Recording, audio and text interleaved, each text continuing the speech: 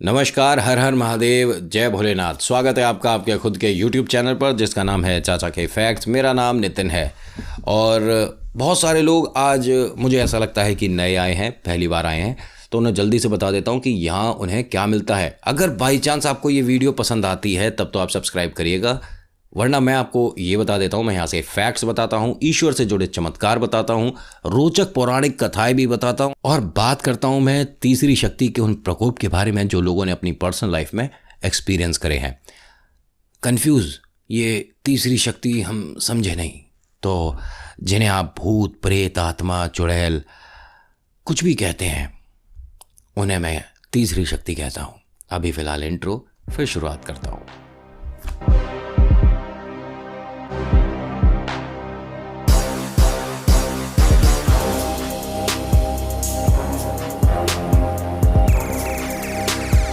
तीन लोग हैं इस कहानी में। सबसे पहले है सुभाष, ये दिल्ली से है। ये मथुरा वृंदावन जाता है क्योंकि बिना कन्हैया के इसके दिन दोपहर शाम रात नहीं होते। महीने में 2 या 3 बार जाता है, ठीक है।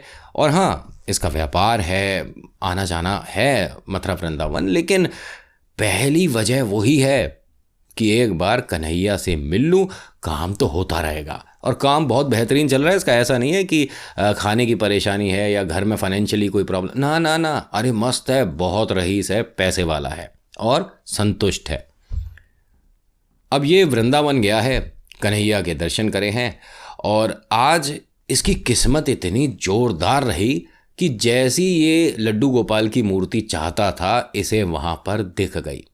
बहुत समय से जा रहा है और इसे इसके मन की मूर्ति नहीं मिल रही थी। कभी भी जब भी आया है, हर बार धर्मपत्नी ने कहा है कि एक लड्डू गोपाल की प्यारी सी मूर्ति ले आओ, मेरा मंदिर सूना है उनके बिना। तुम इतनी बार होके आए हो, तुम्हें एक बार भी अच्छी सी मूर्ति नहीं मिली है? सारी अच्छी होती हैं, कितनी प्यारी मूर्त होती है, एक मूर्ति लाते क्यों नहीं?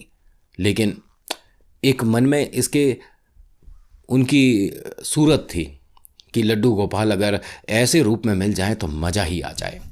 अब किस्मत देखिए, ये मंदिर से बाहर निकला है और इसे एकदम जस्ट सामने एक मूर्ति दिख गई। दुकान पर गया, पूछा कि इसमें और बड़ी मूर्ति है? उन्होंने कहा जी ये लास्ट ही पीस है, ये तो मानो कि सुबह 100 पीस आए थे, अब ये एक ही बचा है। उसने कहा दे दो। तो दुकानदार कहता है कि भाई साहब, वैसे मुझे एक बात नहीं समझ आती कि कन्हैया के तो सारे ही रूप सुंदर हैं, लेकिन इस वाली मूर्ति में ऐसा क्या है? आप यकीन नहीं मानोगे, इतनी जल्दी बिकी है, मैं तो बहुत खुश हूँ। देखिए, हमारा काम है कि हम मूर्ति लाते हैं, बेचते हैं, 2 पैसे बनते हैं, लेकिन क्या कुछ खास है इसमें? कुछ जादुई है क्या ये मूर्ति? उन्होंने कहा जादू तो इनकी हर मूर्त में होता है और कन्हैया का तो नाम ले दो तो जादू शुरू हो जाता है। लेकिन मेरे ना, ये मान ले भाई कि सपनों में ये वाली मूर्ति आई थी और मुझे इसी प्रकार की, इसी रंग रूप में एक कन्हैया की मूर्ति चाहिए थी जो मैं अपने मंदिर में स्थापित करूँगा। उसने कहा आपकी तो किस्मत खुल गई। कह रहा किस्मत तो तुम्हारी भी खुलेगी अभी। उसने पूछा मूल्य? मूल्य से दुगना दिया इसने, कि क्योंकि तूने मेरी बहुत पुरानी एक तमन्ना थी, ख्वाहिश थी, वो पूरी कर दी। लड्डू गोपाल को देखकर ये बहुत खुश हो रहा है और उनको ना तो बैग में रख रहा है, ना वो जो उसने पैकेट दिया था कि आप इस पैकेट में भी रख सकते हो, उसमें रख रहा है कि जब तक मैं घर नहीं पहुंचूंगा मैं इन्हें अपने हाथों में रखूंगा। अब ये व्यापारी है, इसके पास एक बैग है और बैग में कुछ पैसे भी हैं।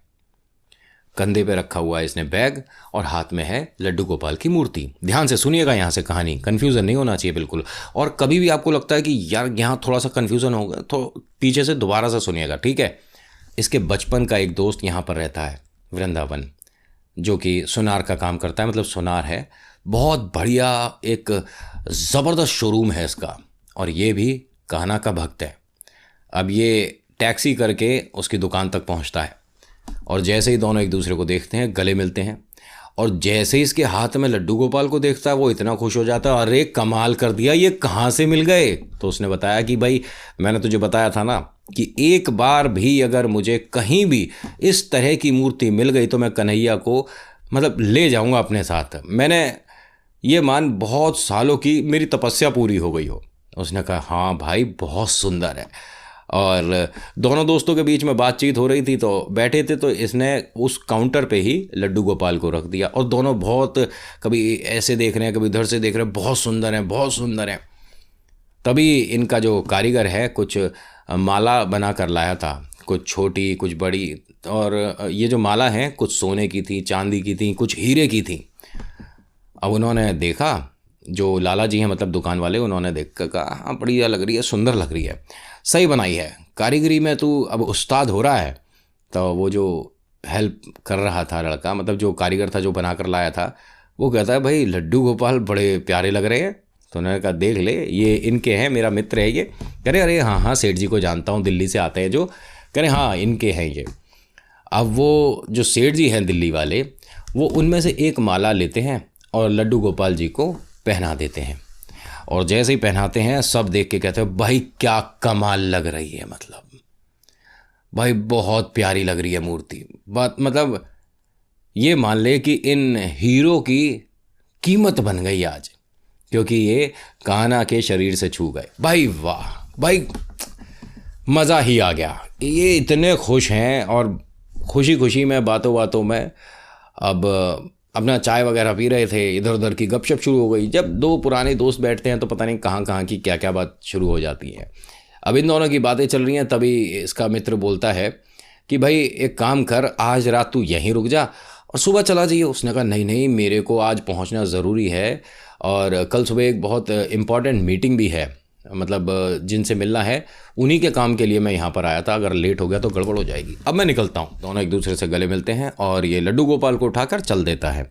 एक टैक्सी रोकता है और टैक्सी वाले से बताता है कि भाई मेरे को बस स्टैंड तक छोड़ दो, और वैसे तो मुझे दिल्ली जाना है और मैं लेट हो रहा हूँ, तो थोड़ा जल्दी चलना। उसने कहा बिल्कुल आप बैठिए, बस चल रहे हैं। अब ये उस टैक्सी में बैठता, ध्यान से सुनिएगा यहाँ से, अब ये उस टैक्सी में बैठता है, हफरा तफरी में होता है, बैग लेता है, लड्डू गोपाल जी को अपने पास ही रखता है। बातें चल रही थी, गपशप हो रहा था, इसी बीच इनका बस स्टैंड आ जाता है। उतरता है, पैसे देता है, अपना बैग लेता है और चला जाता है। अब ध्यान से सुनना, अब ये जो टैक्सी वाला है ये भी इसका लास्ट ट्रिप था, मतलब ये जो इनके अभी यात्री बैठा हुआ था गाड़ी में, बस इसे छोड़कर इन्होंने घर पहुंचना था, क्योंकि धर्मपत्नी को गांव लेकर जाना है। इनका 10-15 दिन का गांव का स्टे है, वहां जाकर रुकना है। अच्छा, ये मैंने आपको बता दिया कि ये जो सुनार हैं इनका नाम गोपाल था, ठीक है, ध्यान रखिएगा। गोपाल, सुभाष और बाबू, ये जो बाबू है ये टैक्सी वाले हैं। अब अपने सीधा घर पहुंचते हैं, धर्मपत्नी को आवाज़ देते हैं, तो धर्मपत्नी बोलती हैं कि भाई आज थोड़ा सा मौसम ख़राब हो रहा है बाहर का, हमें तकरीबन 6 घंटे लगेंगे गांव जाने में, क्यों ना हम सुबह चलें। जो ये बाबू है बोलता है कि हाँ सही कह रहे हो, वैसे अभी फ़िलहाल शाम का 6 बजा है और पहुँचते पहुँचते 2:30-3 बज जाएगा, रात तो काफ़ी हो जाएगी, सुबह ही निकलेंगे। अभी अपनी टैक्सी बाहर साइड में पेड़ के नीचे जहाँ खड़ी करता था वहाँ खड़ी करके आ गया। अब घर में आया, खाना वाना खाया, उसके बाद सो गया। अब यहाँ ये जो टैक्सी वाले भाई साहब हैं बाबू, अभी अनजान हैं कि इनकी गाड़ी में कौन विराजमान है। देख लेता तो मेरे ख्याल से 1 दिन पहले से किस्मत खुल जाती, लेकिन अभी रुको, आप आगे देखो चमत्कार क्या होता है। इनकी जो धर्मपत्नी हैं वो भी अपना सुबह की तैयारी करती हैं, बैग वैग लगा लेती हैं, खाना खाती हैं और ये भी सो जाती हैं। सुबह का वक्त है तकरीबन 4-1 बजे, और हाँ इनकी शादी को तकरीबन 8 साल हो गए हैं और ये निसंतान है। और ये गांव भी ये मानिए कि वहाँ पे एक बहुत पुराना प्राचीन मंदिर है, जिनके दर्शन करने से बहुत कृपा होती है, ऐसा इन्होंने सुना है, तो ये वहाँ जा रहे हैं। आप समझदार हैं। सुबह का वक्त है, 5 बजे ये दोनों तैयार हो चुके हैं, मतलब गांव जाने के लिए। बाहर आते हैं, दरवाज़ा बंद करते हैं, चटकनी लगाते हैं, गेट पर ताला लगाते हैं, टैक्सी पर कपड़ा मारता है और गाड़ी में सामान रखता है। पीछे सामान रख दिया है, आगे धर्मपत्नी बैठी हैं, ये आगे बैठे हैं, गाने चला के अपना ये गांव के लिए निकल गए। 3-3.25 घंटे गाड़ी चलाने के बाद थोड़ी थकान से हुई, तो सोचा जो हम बैग लाए हैं उसमें हमारे खाना है, तो थोड़ा सा कुछ खा लिया जाए। अब पीछे जो बैग रखा हुआ है उसे उठाकर अपने पैरों पर रखता है, उसे खोलता है, उसमें से खाना निकालता है। धर्मपत्नी और ये दोनों खाते हैं। अभी ना नज़र गई ना किस्मत खुली।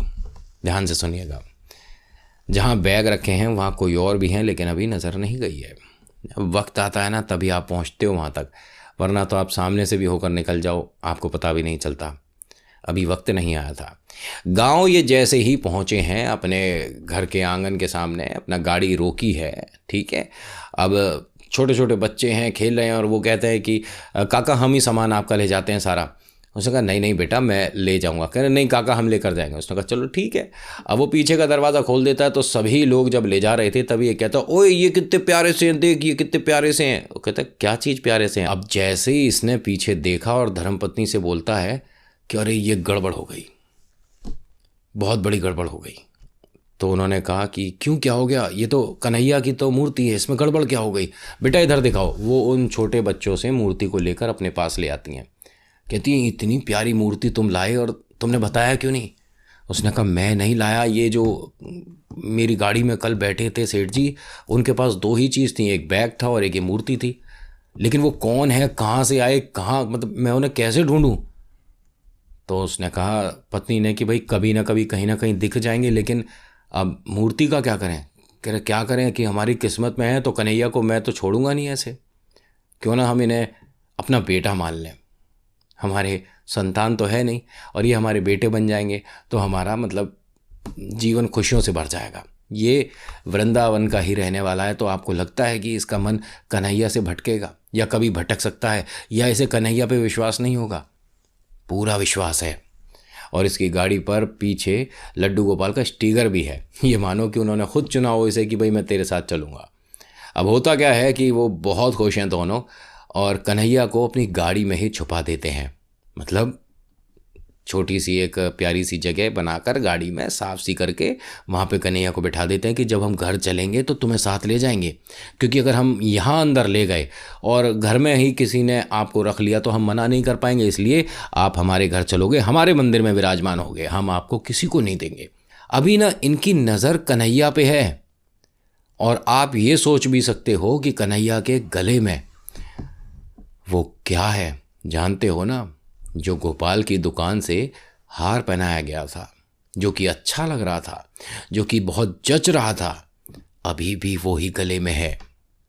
अब ये गांव में रहे हैं 15 दिन, उसके बाद अपने घर आए हैं और घर पर आते के साथ ही मंदिर में बहुत प्यारा सा स्थान बनाया और गोपाल जी को, मतलब कन्हैया जी को वहाँ बीचों बीच बैठा दिया। और गोपाल जी से बोलता है कि अब जब आप घर में आ गए तो अब आपको मेरी सारी बातें माननी पड़ेगी, क्योंकि एक बेटा हर वो बात मानता है जो उसके पिता बोलते हैं।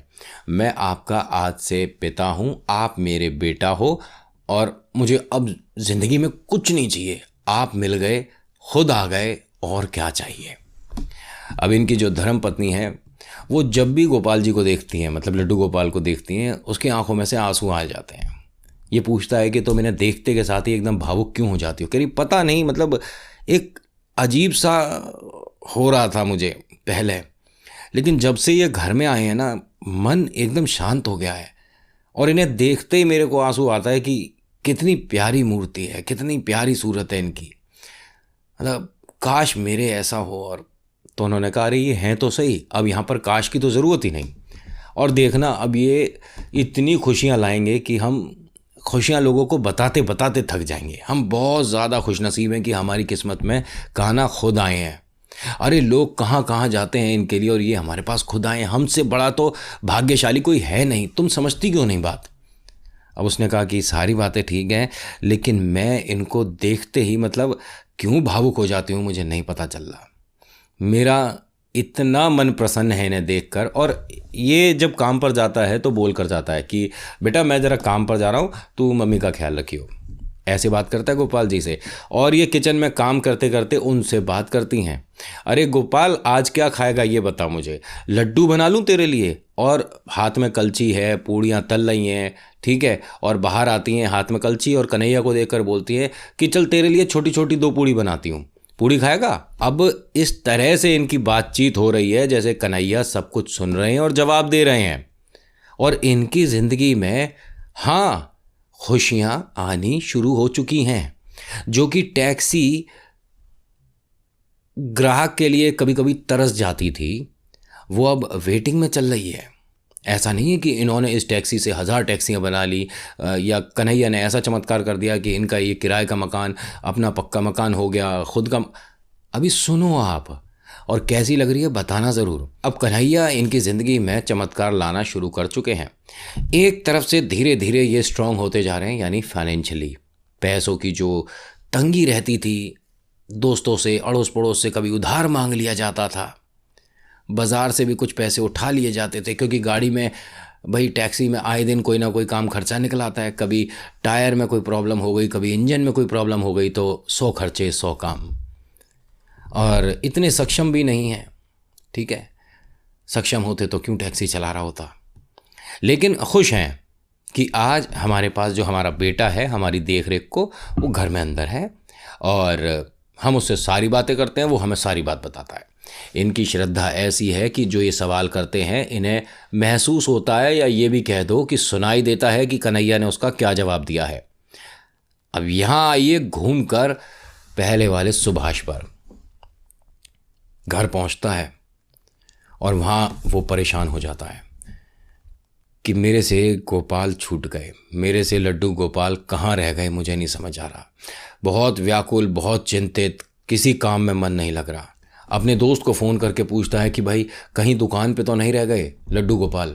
उसने कहा ना भाई, और यहाँ पे रहे होते तो मैंने फ़ोन ही कर दिया होता, सब कुछ ठीक है। उसने कहा बस मैं बाद में ही बात करूँगा यार, मन बहुत बेचैन है, बहुत व्याकुल है, मुझे समझ नहीं आ रहा, मेरी ऐसी ख़राब किस्मत है कि मेरे पास थे, मेरे सामने थे, साक्षात ये मान कि मैं उनको अपने साथ ला रहा था और मेरे से कहीं छूट गए, कुछ नहीं समझ आ रहा। अब यहाँ गोपाल भी क्या बोले। गोपाल को बहुत बड़ी बात बतानी थी इसे, लेकिन उसकी स्थिति को सुनकर देखकर वो चुप रहा। सुभाष बहुत ज़्यादा परेशान है कि मेरे पास आकर बिछड़ गए। अब यहाँ बाबू बहुत ज़्यादा खुश है क्योंकि उसकी ज़िंदगी में कन्हैया है। तकरीबन 1.5 से 2 महीना हो जाता है एक गोपाल जी को, मतलब लड्डू गोपाल जी को इनके घर में आए हुए, और ये वैसे ही कन्हैया से बात कर रही थी कि भाई आज मैं सोच रही हूँ कि खीर बनाई जाए, क्योंकि 2 दिन बाद तेरा जन्मदिन है, तो आज खीर चक्कर बता, तो अगर अच्छी बनी तो मैं परसों भी यही बनाऊंगी, पूरे मोहल्ले में बांटूंगी, ठीक है। अब जैसे ही ये कन्हैया से बात करके किचन लौट रही थी तभी ये गिर जाती है। इसके गिरने की आवाज़ सुनी है, बाहर कुछ औरतें वगैरह बैठी थी धूप में जो कि बात कर रही थी, तभी उन्होंने देखा कि अरे इसके घर में कोई प्रॉब्लम हुई है। वो आती हैं, उसे उठाती हैं, रिक्शा रोकती हैं, मतलब और इसे लेकर सीधा हॉस्पिटल पहुंचती हैं। तो डॉक्टर जांच करती हैं और कहती हैं कि सब कुछ ठीक है, बस आप मिठाई का डिब्बा नहीं लाए। उन्होंने कहा मतलब? करे अरे हो जाता है, कमज़ोरी आ जाती है, कोई बात नहीं, ऐसी सिचुएशन, ऐसी हालत में ये बात होती रहती है, कोई दिक्कत नहीं। अब ये पूछती है लेकिन मुझे हुआ क्या था, मुझे चक्कर आए, मैं गिर गई, मुझे समझ नहीं आया। उसने कहा अरे होता है, और ज़्यादा मेहनत मत करो, अपने पतिदेव से बोलो कि अब खीर वगैरह वो खुद ही बना लिया करें। अब हंसने लगी डॉक्टरनी। इसने कहा मैडम मैं समझी नहीं, आप बताओ ना। उन्होंने कहा आप माँ बनने वाली हो, और कैसे बताऊं? अरे बिना मिठाई के ही आ गई। और जैसे ही इसने सुना इसके आंसू नहीं रुक रहे। अब पूरे मोहल्ले में जितनी भी औरतें हैं सब इतनी खुश हैं कि ये मान लो कि हमारी बहू बहुत खुश है। लगाव है सबका एक दूसरे से बहुत ज़्यादा। खुशियाँ इसके घर में आ रही हैं ये, और ये जो जश्न है ये इसकी पूरी कॉलोनी में मन रहा है। सब बहुत खुश हैं कि भाई कमाल हो गया, इनका परिवार पूरा हो गया। अब उसका इंतज़ार हो रहा है वो जो टैक्सी वाले भैया हैं कि कब आएंगे और कब उन्हें बताएंगे। अब जैसे ये घर पहुंचा है तभी जो अड़ोस पड़ोस के लोग हैं वो कहते हैं भाई बिना मिठाई के आ गया तू, तो हमें तो लग रहा था कि शायद मिठाई लाएगा। उसने कहा जी मैं समझा नहीं, मिठाई क्यों लाऊंगा, मैंने कौन सा कोई नई गाड़ी खरीद ली। और वो भी हंसने लगा, कह रहे अंदर जा, गाड़ी से बड़ी बात है। उसने कहा सब कुछ ठीक है, कह रहे सब कुछ ठीक है, तू जा तो सही घर में। अब वो जैसे ही अंदर जाता है तो इसकी धर्मपत्नी रोती हुई इससे गले लगती है और कहती है कि लड्डू गोपाल ने हमारी सुन ली। इसने बोला मैं समझा नहीं, तुम ठीक हो? उसने कहा मैं ठीक हूँ, अभी आपका पता नहीं, क्योंकि आप अब जो सुनोगे हो सकता है इसे सुनकर आप भी चकरा कर गिर जाओ। वो बोलता है लेकिन हुआ क्या है? तो वो धीरे से उसके कान में बताती है आप पिता बनने वाले हो।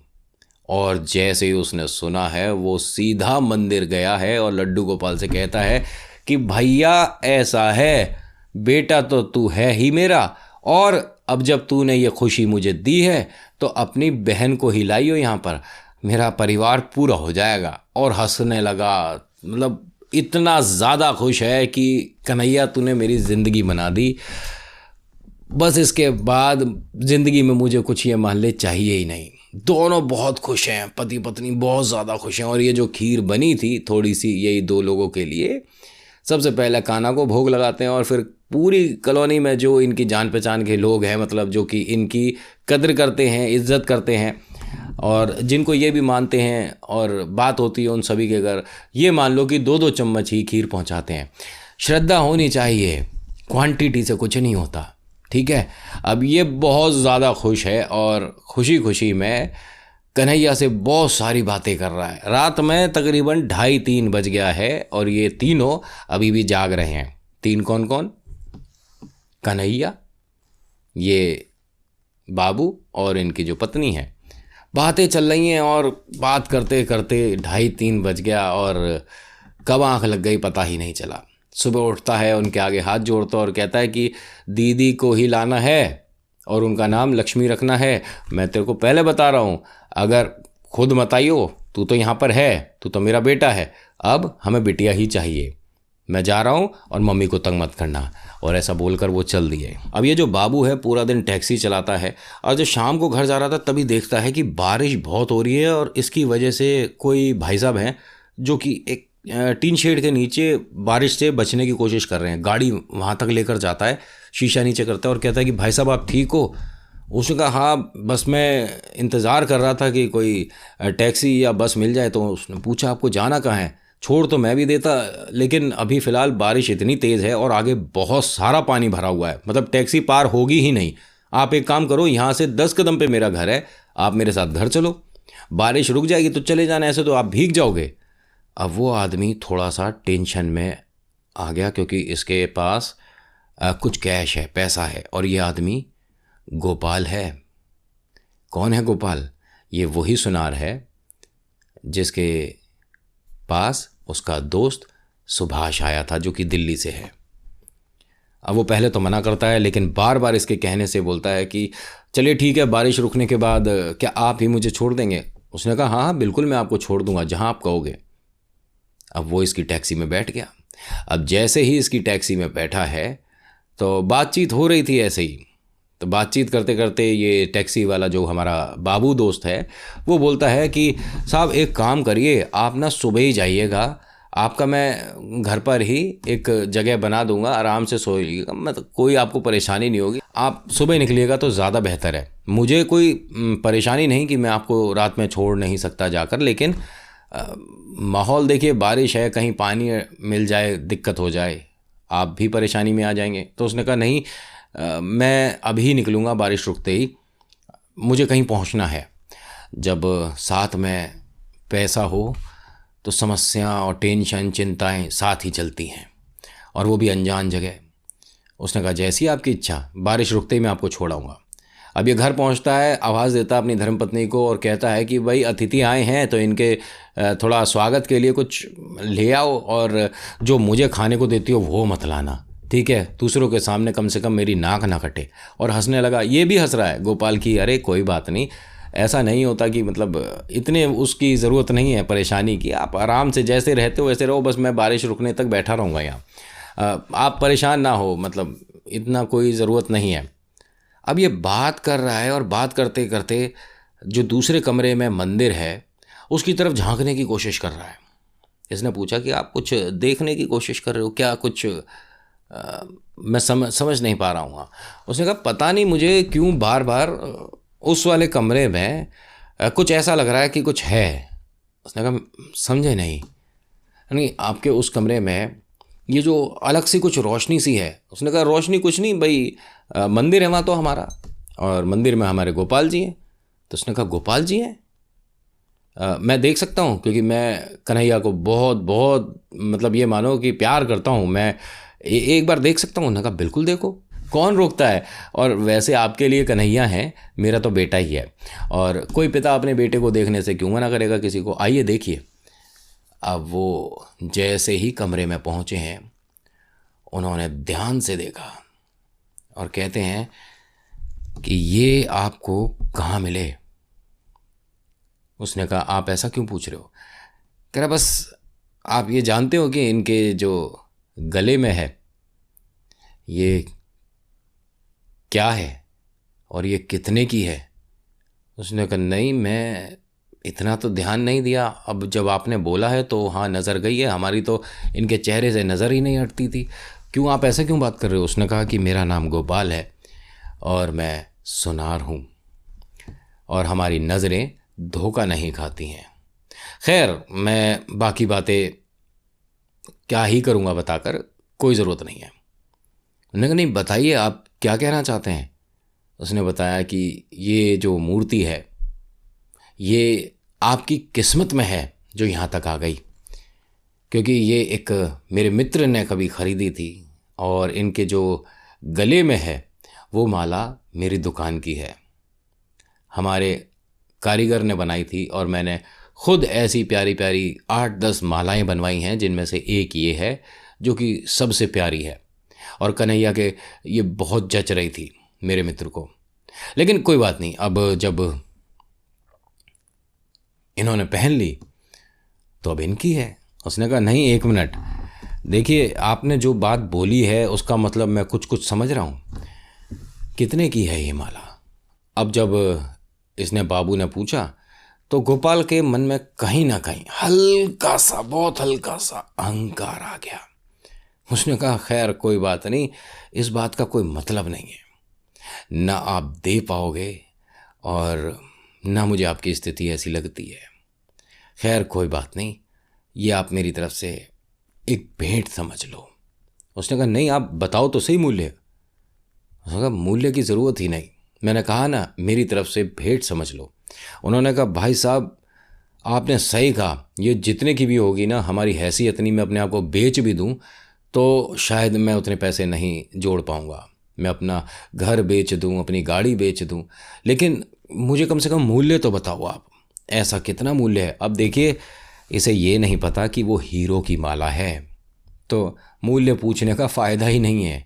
लेकिन दूसरी बड़ी बात, कन्हैया के गले में है और कन्हैया इनका बेटा है, और बेटा कोई अपने पिता का अपमान होते देख ले वो बेटा ही क्या है फिर। अब इसने कहा कि बारिश रुक गई है, बातों का दौर तो चलता ही रहेगा, फिर कभी आपसे मुलाकात हुई तो देखेंगे आगे। खैर आप मुझे छोड़ सकते हैं। उसने कहा बिल्कुल, जैसा मैंने आपसे कहा है मैं ज़रूर छोड़ूंगा। अब गाड़ी में बैठते हैं, तकरीबन 1-1.25 किलोमीटर का रास्ता है, उसके बाद बस स्टैंड है। उसने बार बार पूछा कि साहब मूल्य तो बता दो। उसने कहा नहीं कोई बात नहीं, इस बात का कोई मतलब नहीं है, ये मान लो मेरी तरफ से एक भेंट है, दोस्त का दोस्त की तरफ से भेंट है। उसने कहा नहीं फिर भी मैं जानना चाहता हूँ। उसने कहा भाई साहब इस बात का बार बार बोल रहा हूँ, कोई मतलब नहीं है। जब कन्हैया आपके घर आ गए, आप उन्हें इतना मानते हो, कह रहे फिर भी अगर मेरा बेटा किसी दुकान से कोई सामान उठा लाया है, ठीक है, तो दुकान वाला आकर उस सामान को अपना बताएगा तो भाई या तो मैं उस सामान को वापस बेटे से लेके आपको दे दूँ या उसका मूल्य दूँ। भाई मैं अपने कन्हैया के गले से वो माला तो निकालूंगा नहीं, क्योंकि जो उनके शरीर पर लग गई वो अमूल्य है, मैं उसको नहीं हटा सकता। लेकिन आपकी इस बात का तो जवाब कहीं ना कहीं कभी ना कभी दे पाऊंगा, इसलिए मुझे उसका मूल्य तो बता जाओ। उसने कहा कोई बात नहीं। अब बातों बातों में टैक्सी बस स्टैंड तक आ गई। अब ये भाई साहब उतरते हैं, अपना बैग लेते हैं और चल देते हैं। बहुत आवाज़ देता है, बहुत बार पूछता है, लेकिन ना वो रुकता है ना इससे बात करता है। तभी देखता है उसका कोई सामान एक गाड़ी में ही छूट गया है। वो गाड़ी में से उस बैग को लेता है, भागता हुआ बस स्टैंड तक पहुंचता है। उसे रोकता है आदमी को और कहता है कि भाई साहब आप मूल्य बता नहीं रहे, फिर भी जा रहे हो, चलो कोई बात नहीं, अपना सामान तो ले जाओ, आपकी गाड़ी में ये एक और बैग था। उसने कहा 1 मिनट, मैं एक ही बैग लेकर आया था, मेरे पास 2 बैग नहीं थे। कह रहे मेरी गाड़ी में कोई और बैठा ही नहीं है, जब ये घर पर खड़ी थी ऐसा थोड़ा ना कोई कुछ, आप ये लेकर जाओ, ये सब मत करो, आप ये आपका है। उसने कहा अरे भाई साहब मैं सिर्फ एक ही बैग लेकर आया हूँ, आप ये दूसरा बैग ज़बरदस्ती मुझे क्यों दे रहे हो। कह रहे अरे आपका बैग है, मुझे इससे मतलब नहीं, एक बार गलती हुई थी, वो मेरे पास अब हैं और मुझे उनके अलावा कुछ नहीं चाहिए, ये आप अपना सामान लो और जी मुझे माफ़ करो, ये मेरा सामान नहीं है, आपका सामान है, तो आपको लेकर जाना पड़ेगा। अब वो कहता है अरे आप समझ नहीं रहे हो। दोनों की बातों बातों में वो बैग हल्का सा चेन जैसी खुली, उसने फिर पूरी चेन खोल दी कि आपका सामान है, आप इसे देखो तो सही। मतलब टैक्सी वाला भाई ने जैसे ही खोल कर देखते हैं तो उसमें पैसे हैं। अब यहाँ टैक्सी वाला भाई बोलता है कि देख लो ये आप ही का है।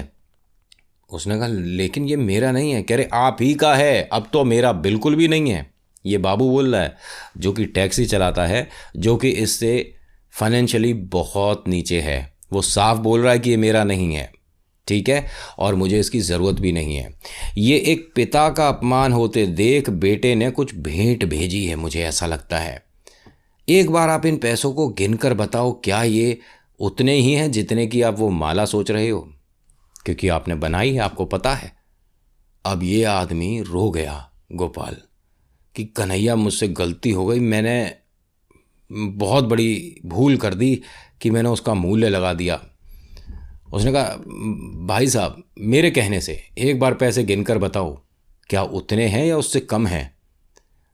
अब इसने रोते रोते उन पैसों को देखा। अब व्यापारी आदमी तो वज़न से ही पैसे बता देता है कितने हैं। उन्होंने कहा भाई साहब उतने ही हैं जितने की माला है।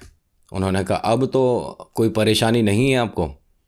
अब तो ये नहीं कहोगे कि वो चलो रख लो मेरी तरफ से? क्योंकि वहाँ आपका ना, मुझे बोलना नहीं चाहिए, घमंड झलक गया। और कन्हैया के सामने, मतलब मेरे लड्डू गोपाल के सामने, मतलब मेरे बेटे के सामने आप उसके पिता को एक तरह से नीचा दिखा रहे थे। उसकी माता के सामने उसके पिता को कोई नीचा दिखा रहा था। तो वो इतना तो कमाता है कि अपने पिता का कर्जा उतार सकता है। अब तो आप खुश हो। अब ये गोपाल उससे कुछ नहीं बोला, बस हाथ जोड़े और रोना शुरू हो गया। मुझसे बहुत बड़ी गलती हो गई। मैंने कन्हैया को पूरी ज़िंदगी दिल से लगा कर रखा और यहाँ अहंकार कैसे आ गया मुझे नहीं समझ आया। मुझे माफ़ करो भाई। बाबू मैं ज़िंदगी में कभी ये गलती नहीं दोहराऊंगा। मैं कभी ये बेवकूफ़ी नहीं करूँगा। उसने कहा कि आपको परेशान होने की ज़रूरत नहीं है, ये तो मेरे बेटे का कमाल है, मैं चलता हूँ। अब उसने अपनी टैक्सी उठाई और अपने घर आ गया, और गोपाल अपने घर। सारी बातें गोपाल ने सुभाष को भी बताई। सुभाष ने अपने आंसू पोंछे और कहा मेरी किस्मत में नहीं थे वो, लेकिन एक बार मैं उन्हें वापस अपनी किस्मत में लाऊंगा ज़रूर। और किस्मत चमकी, ये दोबारा वृंदावन आया और इसे दोबारा वो मूर्ति मिल गई। आज की कहानी में इतना ही। आज की कहानी आपको कैसी लगी मुझे बताइएगा ज़रूर। अच्छी लगी तो लाइक शेयर सब्सक्राइब करिएगा। कुछ कहना चाहते हैं तो कमेंट में लिखिएगा। जय श्री कान्हा, जय राधे, जय श्री हरि, और फिर आपका नाम, आपका मैसेज। विश्वास रखो, बहुत कमाल होते हैं। So thank you so much for watching. मेरा नाम नितिन है। मुलाकात करूंगा आपसे एक अगली वीडियो में। हर हर महादेव, जय भोलेनाथ, धन्यवाद।